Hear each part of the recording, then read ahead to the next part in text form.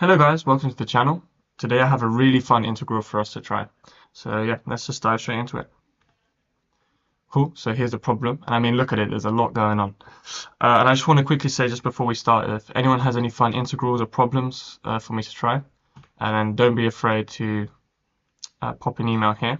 And I look forward to seeing what you guys find. Cool, so I'm just going to pause a moment for anyone who wants to try the integral. Cool, so let's dive straight into it. So I think the first thing when you look at it is you just see that there's just a lot going on and it looks quite chaotic and quite messy. So to me that means that either there's some kind of substitution to clean things up or there's some simplifying to be done. And it doesn't look like there's a clear substitution anywhere. And I also see that there's these two natural logs here being added together. So the way I approached it is I just focus on this section of natural logs and just try to simplify it. And you can use this law of logs here, where if you're adding two logs, you can multiply their contents like that to produce this guy. And it's actually a difference of two squares, if you notice, which produces this expression, which is quite easy to deal with. You can cancel out the x squareds, and it just produces the natural log of 1.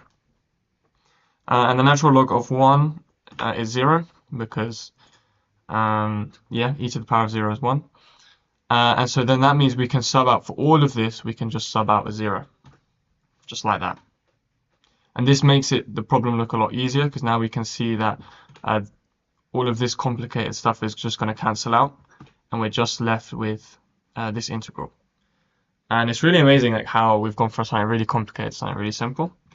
And then from here what we can do is we can use this this rule, which is just how you integrate polynomials, to then say that to produce this guy, and just remembering to keep our bounds because that's also very important.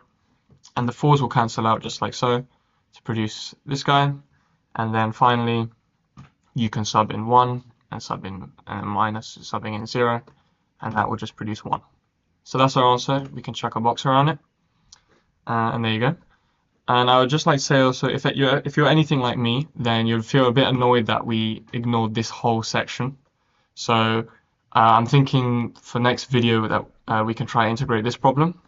So you can already get a head start if you want to try it now. And I look forward to seeing you guys then. Thank you for watching.